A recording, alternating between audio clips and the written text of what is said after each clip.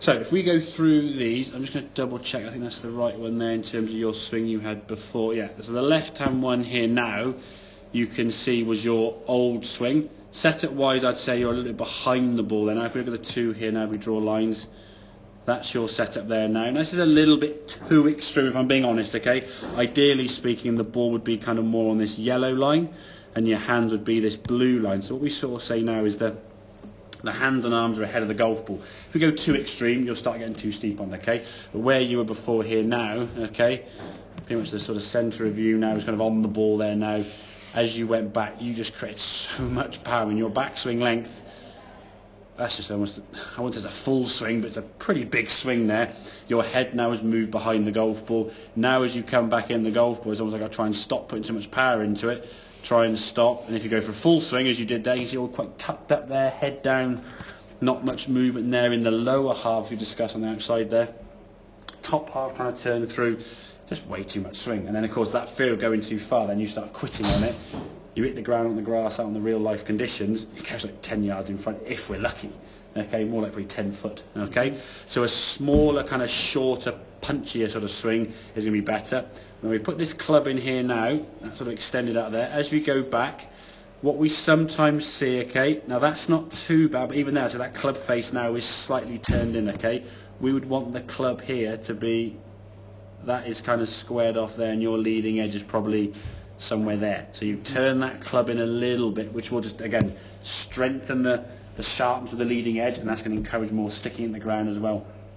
And also, if the club head aims too far to the left, you'll have this tendency we discussed at the back there to swing too far behind you. We want the club, if this green line here represents where you want the ball to go, we want your club to go back on a nice little curve there, not whipping way behind you, because that's going to encourage you hitting the ground a bit early as well. So with the better setup, everything now just left of the ball, the feeling for you is going to swing it back a little bit more on a straighter line back here, a little bit of wrist hinge, and keep the hands in front.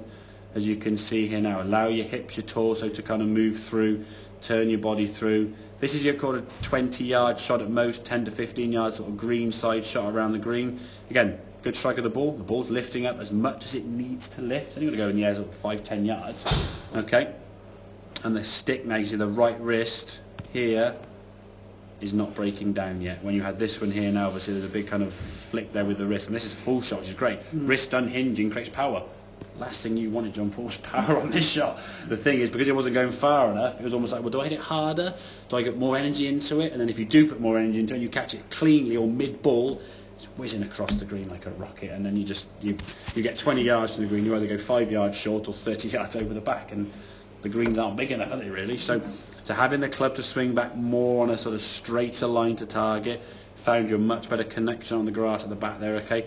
And like I say, it's just learning really where that low point is. Good drill, like we said. Put a towel down behind your golf ball here, okay? And then hit some shots there now, leaving the towel alone. Okay, if you lean back and hit the ground early, you hit the towel. And what you'll probably find the first few shots is you'll probably just miss the towel and the ground and everything else.